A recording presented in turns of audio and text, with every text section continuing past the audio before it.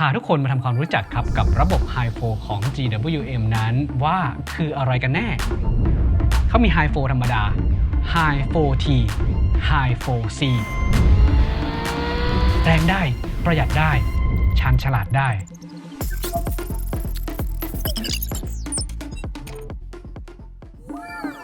หลายคนได้เห็นการเปิดตัวรถยนต์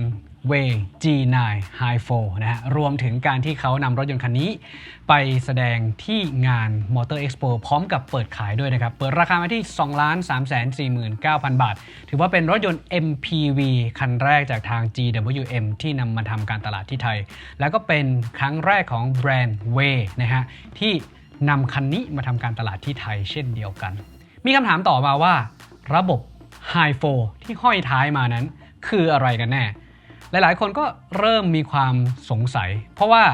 ในคันนี้ครับสำหรับ Way G9 เนี่ยมองเผินๆหลายๆคนก็จะคิดว่ามันคือรถยนต์ Plug-in Hybrid หรือว่า PHEV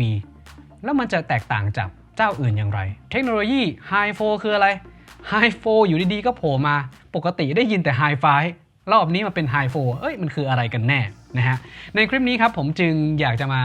พาทุกคนมาทำความรู้จักครับกับระบบ High Flow ของ GWM นั้นว่าคืออะไรกันแน่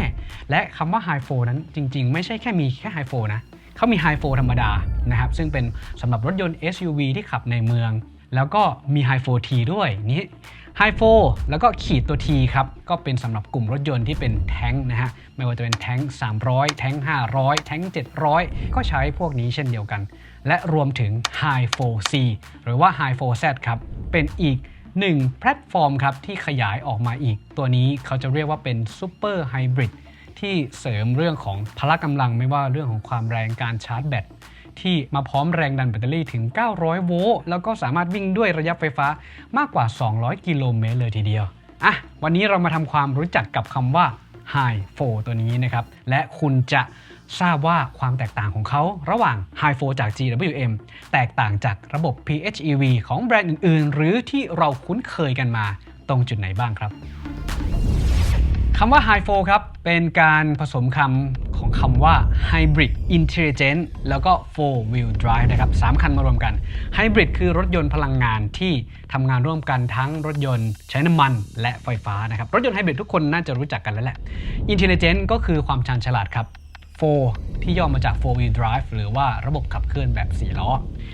เล่าให้ฟังอย่างนี้ครับสำหรับรถยนต์ Plug-in Hybrid ยุคเก่านะฮะเขามักจะใช้มอเตอร์ที่อยู่ด้านหน้าควบคู่กับเครื่องยนต์นะฮะตัวนี้จะช่วยในการปั่นไฟแล้วก็ขับเคลื่อนทำให้รถยนต์ส่วนใหญ่จึงเป็นรถยนต์แบบขับหน้าหรือว่า Front Wheel Drive ถ้าหากว่าอยากจะได้ระบบขับ4หรือว่าขับเคลื่อนแบบ4ล้อเนี่ยจะต้องมีการเสริมเพลาครับต่อเพลาจากเครื่องด้านหน้าให้ลิงก์มาหาล้อหลังเพื่อทำให้ล้อหลังครับทำการหมุนนะครับตัวนี้ก็จะกลายเป็นระบบ Four Wheel Drive ที่พวกเราอาจจะเห็นกันข้อดีข้อเสียคืออะไรข้อดีคือง่ายครับข้อเสียคือต้องบอกว่าน้ำหนักครับต้องลองนึกสภาพดูนะข้างหน้ามีทั้งเครื่องยนต์มีทั้งมอเตอร์ครับน้ำหนักค่อนข้างเยอะจะกองอยู่ตรงนั้นครับดังนั้นการถ่ายเทน้ำหนักจึงไปกองอยู่ด้านหน้าด้านหลังนะครับจึงดูเบาๆโหวงๆโล่งๆดังนั้นบาลานซ์ของตัวรถจึงไม่เท่ากันนะครับการขับขี่สมมุติว่าเวลาที่เราจะกดคันเร่งออกตัวนะครับพอเวลาเราออกตัวรถมันจะถ่ายเทน้ำหนักไปที่ด้านหลังใช่ไหมครับแต่ว่าตัวนี้ด้านหลังมันเบาไงเพราะว่าด้านหน้ามันหนักกว่านะครับมันก็เลยทำให้การเกาะถนนไม่ค่อยดีสักเท่าไหร่นะฮะแต่ระบบของ High Flow ครับเขาเห็นจุดอ่อนตรงจุดนี้ว่ารถมันไม่ได้มีบาลานซ์น้ำหนักมันควรจะเวท 50-50 หรือให้มันใกล้เคียงกันระหว่างด้านหน้ากับด้านหลังเทคนิคของทาง High Flow ครับหัวใจหลักๆเลยอยู่ที่การวางเครื่องหรือว่าการจัดวางตำแหน่งเดิมที่มอเตอร์กับเครื่องก็ยังมีจริงๆก็คือยังมีอยู่นะมีเครื่องยนต์อยู่ตรงนั้นนะครับอาจจะเป็น 1.5 ลิตรก็ได้หรือว่า 2.0 ลิตรแล้วแต่ว่าเราจะใช้ขนาดเท่าไหร่นั่นคือของเครื่องยนต์รวมกับของมอเตอร์ครับมอเตอร์ด้านหน้าเนี่ยเขาก็จะมีทั้งเรื่องของการขับเคลื่อนด้วยแล้วก็อาจจะมีตัวเสริมเป็นตัวปั่นไฟด้วยก็มีเช่นเดียวกันก็คือไปกองอยู่ตรงนั้นในเซตแรกสำหรับเซตหลังนะครับเดิมทีใช่ไหมถ้าเป็น Plug-in Hybrid ถ้าอยากจะได้ขับ4เราจะต้องมีเพลาแต่รอบนี้ตัดเพลาออกครับเขาก็จะใช้ระบบมอเตอร์เอามาไว้ที่โซนด้านหลังดังนั้นเนี่ยมอเตอร์จึงมีอยู่ทั้งด้านหน้าแล้วก็ด้านหลังและด้านหลังเนี่ยเขาจะทำให้มอเตอร์มีขนาดที่ใหญ่กว่าพละกำลังสูงกว่าน้ำหนักจะมากกว่าดังนั้นถ้าหากว่าเราคำนวณตรงนี้นะมีเครื่องยนต์กับมีมอเตอร์เล็กข้างหน้า ด้านหลังก็มีมอเตอร์อีกอันนึงเวทน้ำหนักครับระหว่างด้านหน้ากับด้านหลังมันจะบาลานซ์กันนะครับสามารถจัดการเรื่องนี้ได้แล้วก็เกี่ยวกับเรื่องของแบตเตอรี่ด้วยคราวนี้พอมันไม่มีเพลาใช่ไหมครับสำหรับตัว Hi4 เนี่ยเพลาหายไปแล้วพื้นที่ตรงนั้นมันก็โล่งขึ้นเขาก็ใส่แบตเตอรี่เข้าไป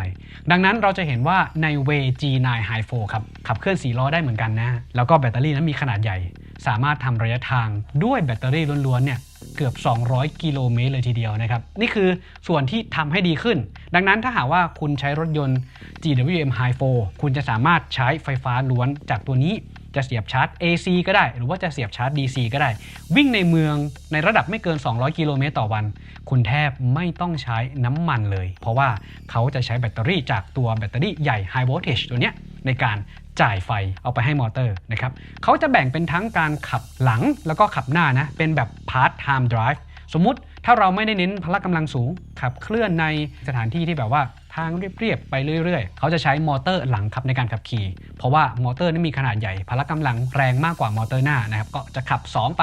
ข้อดีคืออะไรรถขับหลังก็จะมีการเกาะถนนที่ดีเวลาที่เราออกตัวน้ำหนักมันก็จะถ่ายเทมาด้านหลังแล้วก็ส่งรถไปข้างหน้าได้มอเตอร์ขนาดใหญ่ก็ใช้กำลังในการขับทำให้ตัวรถเคลื่อนไปได้แต่ถ้าวันใดครับหรือว่าช่วงเหตุการณ์ไหนอย่างเช่นอยากจะเร่งแซงนะฮะหรือว่าถนนเปียกอยากจะเข้าโค้งนะครับเขาจะสวิตช์มาเป็น 4-wheel drive แบบอัตโนมัติเลยนะฮะคำนวณโดยใช้ตัว ECU ในการควบคุมของตัวรถเนี่ยค่อนข้างที่จะรวดเร็วดังนั้นก็จะสามารถปรับมาเป็นการขับขี่แบบระบบ4ล้อได้การเกาะถนนที่ดีแล้วก็แม่นยำมากขึ้นมีความปลอดภัยมากยิ่งขึ้นหรือแบตเตอรี่ใกล้จะหมดพละกำลังจากตัวแบตเตอรี่ไฟที่ส่งไปอาจจะไม่เพียงพอเขาสามารถทำงานร่วมกันได้ในระบบ Hi4 ของทาง GWM เขาทำได้ทั้งแบบซีรีส์หมายความว่าเอาเครื่องยนต์ปล่อยไฟให้มอเตอร์ทั้งมอเตอร์หน้ามอเตอร์หลังนะครับก็จะใช้ไฟตรงนี้ทำให้รถขับเคลื่อนไปแต่ถ้าหากว่าอยากจะได้พละกำลังเพิ่มขึ้นมีการเร่งแซงหรือแบบต้องใช้พละกำลังสูงเขาสามารถทำงานแบบ Parallel ได้ด้วยครับ Parallel หมายความว่าคุณเอาไฟจากแบตเตอรี่เข้ามอเตอร์ทั้งหน้าทั้งหลังแล้วก็เอาเครื่องยนต์มาประสานได้ด้วยทำงานแบบ Parallel กันทำให้พละกำลังก็จะวิ่งไปพีคสุดได้เช่นเดียวกันหรือเราอยากใช้ความเร็วสูงๆอย่างเช่น120กิโลเมตรต่อชั่วโมง150กิโลเมตรต่อชั่วโมงข้อดีของเขาคือเขาจะใช้เครื่องยนต์ครับมาทำงานแบบโดยตรงแบบนี้เขาจะเรียกว่าการทำงานแบบ Direct หมายความว่าเครื่องยนต์มาหมุนล้อโดยตรงครับซึ่งเครื่องยนต์เขาจะไปอยู่ข้างหน้าเขาก็จะหมุนล้อโดยข้อดีคือการทำงานร่วมกับระบบของชุดเกียร์เป็นเกียร์อัตโนมัติ8สปีด9สปีดก็แล้วแต่ตามที่เขาดีไซน์มานะฮะตรงนี้ถ้าในย่านของความเร็วสูงถ้าเขาใช้เกียร์สูงครับก็จะทำให้ประหยัดน้ำมันมากกว่าการที่เราจะใช้ตัวมอเตอร์ในการหมุนนะฮะเพราะว่าถ้าอยากจะได้ความเร็วสูงเราจะต้องจ่ายไฟค่อนข้างเยอะเพื่อให้มอเตอร์หมุนให้ถึงรอบเท่าที่เราต้องการแต่ถ้าการมาสวิตช์เป็นแบบไดเรกของเครื่องยนต์จะทำให้รถนั้นใช้เครื่องยนต์แล้วก็ใช้น้ำมันแล้วก็ล้อหมุนโดยใช้เกียร์นี่คือเป็นการทำให้รถยนต์1คันครับสามารถใช้งานได้หลากหลายสถานการณ์ทั้งได้เรื่องของความประหยัดใช้ไฟฟ้าล้วนได้ในระยะมากกว่า100กิโลเมตรเกือบถึง200กิโลเมตรสำหรับ Hi4 นะฮะแล้วก็อยากจะได้สมรรถนะที่สูงการเกาะถนนแบบ 4-wheel มีให้เช่นเดียวกันก็สลับมาได้ขับ Direct ก็ได้เช่นเดียวกันเห็นไหมครับว่าความแตกต่างของระบบ Hi4 ที่ย่อมาจาก Hybrid Intelligent 4-wheel นี่แหละที่เขาจึงเรียกว่าระบบ Hybrid Generation ใหม่หรือว่า Super Hybrid ซึ่งเราจะเริ่มเห็นครับในรถยนต์จากสัญชาติจีนเริ่มทำแบบนี้มากยิ่งขึ้นเพลาก็จะเริ่มหายไปสำหรับบางรุ่นที่ไม่จำเป็นจะต้องใช้เพลาในการขับขี่ในระบบแบบ 4-wheel นะครับเราพอจะเห็นละ Hi4 ของ GWM คืออะไรตัดเพลาทิ้งมีมอเตอร์มีแบตเข้ามาให้ใช้งานเป็นรถยนต์ไฟฟ้าแล้วใช้งานฝั่งของรถยนต์น้ำมันได้ด้วยเหมาะกับทุกสถานการณ์ที่เราจะใช้งานซึ่งระบบ Hi4 เองนะครับนอกจากฝั่งของ Way G9 Hi4 ที่มาขายในบ้านเราแล้วนะทาง GWM เนี่ยเขาพัฒนามาถึงเจเนเรชันที่2แล้วเขาใช้ในรถยนต์หลากหลายรุ่นนะยกตัวอย่างเช่นของฝั่ง Haval ก็มีเช่นเดียวกันอันนี้ก็จะเป็นรถยนต์ในฝั่งของที่ใช้งานในเมืองเราจะเห็นคำว่า Hi4 เนี่ยจะเน้นใช้งานในเมืองออฟโรดได้นิดหน่อยไปสถานการณ์ที่แบบถนนขรุขระได้นิดหน่อยก็สามารถไปได้พละกำลังเหลือๆเน้นขับง่ายสบายประหยัดการเชื่อมต่อหรือว่าการเปลี่ยนเกียร์มีความสมูทแต่ Hi4 ของ GWM ไม่หมดแค่นี้ครับเขามีเสริมขึ้นไปอีกทั้งเรื่องของ Hi4T แล้วก็ High 4Z ผมพาทำความรู้จักกับ 2 อันนี้เพิ่มเติมนะฮะเพื่อที่จะทำให้ทุกคนได้นึกภาพตามว่าเขาสามารถ implement หรือว่าประยุกต์ขึ้นไปถึงระดับไหนได้อีกคำว่า High 4T นะครับ High 4ก็คือตัวเดียวกันแต่ขีด T หมายความว่าสำหรับรถยนต์กลุ่มตระกูลแท้งซึ่งรถยนต์กลุ่มตระกูลแท้งของทาง GWM เขาจะเอาไว้ใช้สำหรับ Off-road ที่สมรรถนะสูงๆไม่ว่าจะเป็นแท้ง300แท้ง500แท้ง400แท้ง700เขามีให้นะครับขึ้นอยู่ที่ว่าเราจะเอาระบบนี้เอาไปใส่ในรุ่นไหนบ้างณปัจจุบันครับยังไม่มี High 4T ในประเทศไทยแต่ว่า High 4T ครับมีอยู่ในประเทศจีนแล้วพัฒนามาแล้วขายแล้วนะครับคุณสามารถตามไปหาดูข้อมูลเพิ่มเติมได้ผมเล่าให้ฟังหลักๆเป็นอย่างนี้ส่วนที่แตกต่างจาก High 4ที่ผมเล่าให้ฟังก่อนหน้าคือของ VG9 ตัว T นี้เขายังคงมีเพลาครับมีเพลามาข้างหลังแต่ถามว่าเขามีแบตเตอรี่ไหมเขาก็ยังมีนะเพราะว่ารถยนต์ที่เป็น High 4ของเขาเนี่ยเขามีมอเตอร์เข้าไปด้วยนะครับรูปแบบการวางของตัวแบตเตอรี่ก็จะแตกต่างกัน High 4ของ Haval แล้วก็ GWM VG9 เขาก็จะวางไว้ที่ตรงกลางของท้องรถแต่ถ้าฝั่งของแท้งเขาจะวางให้อยู่บริเวณด้านหลังหรือโซนของด้านหลังที่คนนั่งซึ่งรถของ GWM แท้งเนี่ยมันจะมีรถไซซิ่งค่อนข้างสูงเราเห็นรูปแบบของรถยนต์แท้ง300แล้วแหละเขาก็จะวางแบตเตอรี่ไว้อยู่บริเวณตรงนั้นนะครับส่วนเพลาเขาก็ยังคงมีอยู่ซึ่งระบบนี้ก็จะส่งกำลังแบบรถกระบะหรือว่าแบบรถยนต์ SUV พันแกร่งจะมีความทนทานต่อพวกแรงกระแทกแล้วก็เหมาะกับสายป่าสายลุยสายดงเนี่ยเพราะว่าแบตเตอรี่เนี่ยอย่างที่บอกครับไม่ได้อยู่ตรงจุดนั้นแล้วเขายกมาที่อยู่ด้านบนอยู่ใต้ที่นั่งของผู้นั่งนั่นเองนะครับดังนั้นถ้าหากว่าใครที่เป็นสายออฟโรดอยากจะได้ที่เรียกว่า differential lock นะครับล็อกหน้าล็อกหลังหรือคุณจะทำ adaptive cruise สำหรับการขับแบบออฟโรดที่ค่อยๆไป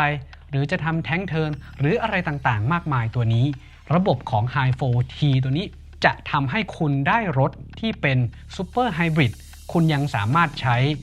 ระบบไฟฟ้าจากตัวรถได้ขับขี่ในเมืองคุณอาจจะไม่จำเป็นที่จะต้องใช้ระบบเพาเข้ามาช่วยนะฮะระบบตัวนี้เขาก็ยังสามารถใช้งานทดแทนได้นะก็จะประหยัดได้ด้วยในการขับขี่ในเมืองแต่ถ้าหากว่าคุณขับไปลุยป่าข้ามลำธารลุยโขดหินลุยโคลนอะไรต่างๆคุณก็ไม่ต้องห่วงเลยในเรื่องของความทนทานเพราะว่าเขาดีไซน์มาให้เหมาะกับการขับขี่สมรรถนะยอดเยี่ยมอยู่แล้วนะครับในการลุยต่อมาครับอีกอันนึงครับที่เพิ่งเปิดตัวเลยต้นปี 2025 ผมจำได้ว่าผมเห็นรถยนต์คันนี้ครั้งแรกตอนที่ผมไปฉางไปซานนะฮะรถยนต์คันนี้ใช้เทคโนโลยี High 4Z ครับด้านหลังนะฮะที่เขาขีดมาเป็นตัว Z ถามว่ามันแตกต่างจาก T อย่างไรล่ะให้นึกตามง่ายๆนะครับ High 4Z แม้ว่าจะอยู่บนรถแท้งแต่ว่ามันจะมีความแตกต่างครับมันจะเหมือนกับ High 4ธรรมดาแต่ว่าเรื่องของพละกำลังทั้งเรื่องของมอเตอร์เครื่องยนต์เรื่องของแบตเตอรี่นั้นจะมีความแตกต่างกันตัวนี้เขาจะเน้นสำหรับรถ High Performance สำหรับ Off Road ก็ได้เช่นเดียวกันแต่ถ้าสมบูรณ์สมบันมากๆแนะนำเป็น High 4T ดีกว่าแต่ถ้าหากว่าเป็นในรถที่อย่างเน้น High Performance สูงๆยกตัวอย่างเช่นอย่าง High 4Z บนแท้ง500ตัวนั้นอัตราเร่ง 0-100 ภายในระยะเวลา4 วินาทีกว่าๆเท่านั้น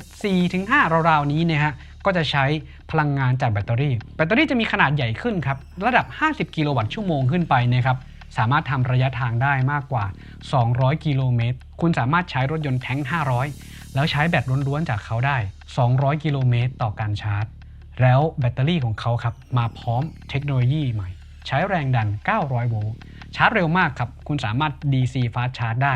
พละกำลังมากกว่า160กิโลวัตต์ที่ชาร์จไปหรือจะชาร์จ AC ก็ได้คุณเอารถคันนี้ไปแคมปิ้งก็ได้แล้วตอนนั้นที่ผมเห็นแท้ง500 High 4C คันนี้นะฮะเขานำไปทดสอบที่ฉางไปซานครับฉางไปซานเป็นเมืองที่อยู่ในระดับเดียวกับฮาร์บินตรงนั้นหิมะเยอะมากแล้วเขาก็จะมีภูเขาลานสกี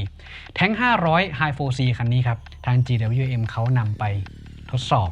คือวิ่งจากตีนเขานะเพื่อที่จะขึ้นไปบนลานสกีที่อยู่บนยอดเขา High 4C คันนี้นะครับสามารถทำได้เพราะว่าแรงม้าแรงบิดสูงมากแล้วก็การเกาะถนนระบบขับเคลื่อนแบบ4ล้อที่เป็น High 4ของเขาเนี่ยก็จัดหนักจัดเต็มทำให้เห็นประสิทธิภาพของคันนี้ว่าเป็นอย่างไร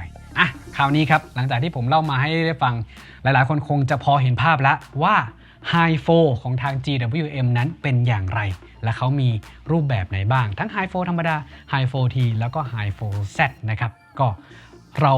คาดว่าจะได้เห็นเพิ่มเติมมากขึ้นแหละแม้ว่าณปัจจุบันนะยังมีแค่ GWM Way G9 ที่ให้พวกเราได้ซื้อหากันไปใช้งานแต่ผมเชื่อว่าในอนาคตครับเดี๋ยวคุณจะเห็นรถยนต์แบบนี้มากยิ่งขึ้นนะครับอาจจะเป็นฮาวาลไหมอาจจะเป็นแท้งนะครับเข้ามาให้พวกเราได้เห็นก็ได้ทั้ง High 4Z ทั้ง High 4T สำหรับใครที่อยากได้รถยนต์แท้งนะที่สามารถใช้แบตเตอรี่ได้ด้วยใช้ B2L ได้ขับในเมืองโดยไม่ต้องใช้น้ำมันนะใช้จากการชาร์จอย่างเดียวอันนี้ก็น่าสนใจนะผมเป็นอีกคนหนึ่งที่แบบว่าอยากจะให้โมเดลใหม่ๆมาสำหรับแท้ง High 4C ก็น่าสนใจครับเพราะว่ามาพร้อมแบตเตอรี่900โวลต์ชาร์จ DC ได้ค่อนข้างรวดเร็วเป็นซุปเปอร์ไฮบริดที่พวกเราจะได้เห็นมากขึ้นแรงได้ประหยัดได้ชาญฉลาดได้นี่คือคำนิยามของ GWM High 4สวัสดีครับ